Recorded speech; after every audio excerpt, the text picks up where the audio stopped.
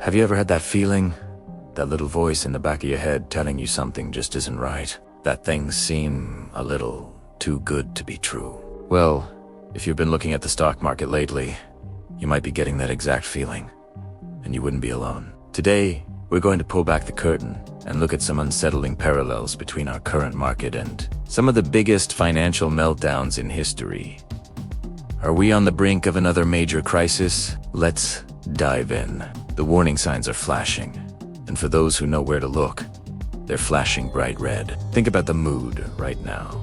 There's this incredible, almost euphoric excitement, especially around artificial intelligence. Every day there's a new AI breakthrough, a new stock soaring to unbelievable heights, and a flood of investors desperate not to miss out on the next big thing. This fear of missing out, or FOMO, is a powerful, intoxicating force. It's causing people to throw caution to the wind, pouring money into assets without really understanding their true value.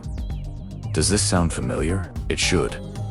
It's the same kind of mass hysteria that gripped investors just before the dot-com bust in 2000 and the great financial crisis in 2008. Let's talk about one of the most famous and dangerous phrases in finance. This time is different. Whenever you hear those four words, your alarm bells should start ringing. It's the ultimate justification for ignoring history. Back in the late 1920s, people said the age of radio and automobiles had created a new economy where old rules no longer applied. In the late 90s, the internet was going to change everything, justifying sky-high valuations for companies with no profits. And today, we hear that AI is a revolutionary force, unlike any other. So, traditional valuation methods are outdated. The narrative is always the same. Only the technology changes, but the fundamental principles of economics and human psychology, they don't change. Blind faith is not an investment strategy. It's a gamble. And right now, it feels like the whole world is at the casino. Another major red flag is the sheer amount of easy money sloshing around the system. For years, we've had historically low interest rates. It has been incredibly cheap for both companies and individuals to borrow money. When money is cheap, people take more risks. They borrow to invest, leveraging their bets in the hope of supercharged returns. This easy credit environment fuels asset bubbles like pouring gasoline on a fire. It inflates the prices of stocks, real estate, and other assets far beyond their intrinsic value. We saw this exact pattern before 2008, when ECH mortgages fueled a housing bubble that nearly brought down the global financial system. Today, while the specifics are different, the underlying dynamic of cheap debt fueling risky speculation is hauntingly similar. The party has been going on for a long time, but we all know that every party eventually has to end. The question is, how messy will the cleanup be this time? So, how do we know if prices are truly out of whack? We can look at some proven, time-tested metrics. Let's start with one of Warren Buffett's favorites, the Buffett indicator. It's simple. You take the total value of the stock market and divide it by the country's GDP. Think of it as a price tag for the entire country's stock market relative to its economic output. Historically, when this ratio gets significantly above 100%, it suggests the market is overvalued. Right now, it's not just above 100%. In many markets, it's sitting at levels that scream extreme danger. It's telling us that stock prices have become detached from the underlying economic reality. Another powerful tool is the Shiller PE ratio, also known as the CAPE ratio. Unlike the standard PE ratio, which looks at 1 year of earnings, the CAPE ratio smooths things out by looking at the average inflation-adjusted earnings from the previous 10 years. This gives a much more stable and reliable picture of whether the market is cheap or expensive compared to its history. And what is it telling us now? It's currently at levels that have only been surpassed twice in history.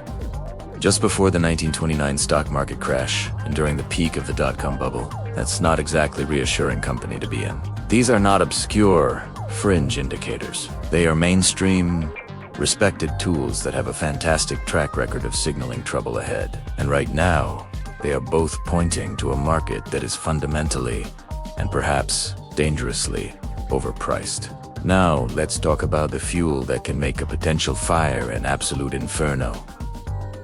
Leverage. Leverage is essentially using borrowed money to increase the potential return of an investment. It's a double-edged sword. When the market goes up, your gains are magnified. But when it goes down, your losses are magnified too. And right now, the use of leverage is at a staggering all-time high. We're talking about margin debt money that investors borrow from their brokers to buy more stocks. Records are being broken. When everyone is borrowing to the hilt, the system becomes incredibly fragile. Imagine a line of dominoes. A small shock, a single stock falling unexpectedly, can force a leveraged investor to sell. This selling pushes prices down further, which then forces other leveraged investors to sell, creating a cascade of forced selling that can spiral out of control. It's a chain reaction, and it's not just margin debt. We're also seeing a massive proliferation of complex, highly leveraged investment products. These are financial instruments designed to offer supercharged returns, but they come with supercharged risks, many of which are hidden or poorly understood by the average investor. This is exactly what happened with the mortgage-backed securities in 2008. A complex product, a lot of hidden leverage, and a sudden change in market sentiment. The combination was catastrophic. We are setting up the exact same domino effect today, but on an even grander scale. So let's put all the pieces together. We have a market driven by speculative frenzy, fueled by a narrative that this time is different.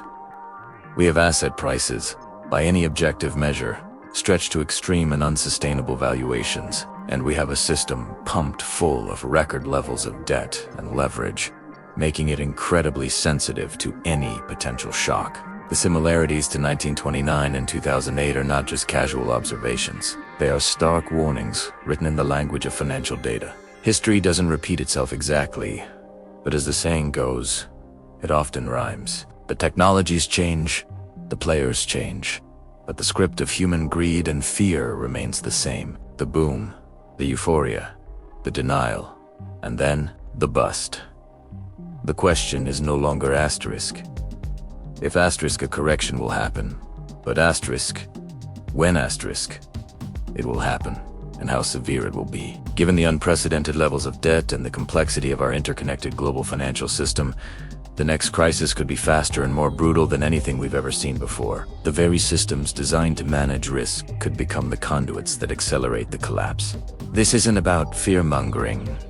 It's about being prepared. It's about understanding the risks that are building up just beneath the surface of this seemingly calm and prosperous market. Ignoring these warning signs is a choice to be a victim of the next cycle rather than a survivor. In our next video, we'll explore the hidden fragility of the modern financial system and explain why the next crisis could unfold at a terrifying speed, catching millions completely by surprise. The dominoes are set.